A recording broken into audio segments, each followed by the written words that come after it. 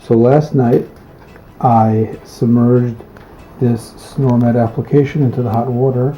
However, for whatever reason, I feel that it did not get such a firm replica of my teeth, and therefore I'm doing it a second time. I read on Snoremeds website that it can be done twice, so hopefully this time it will come out perfect. I'm going to submerge it now into the hot water, and we're going to leave it in for 18 seconds.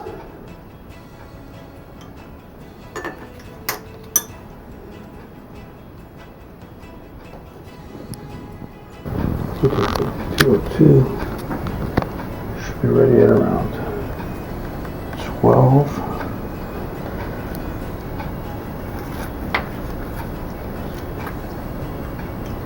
Should be good now. Nice. Actually fell out. Just grab it back.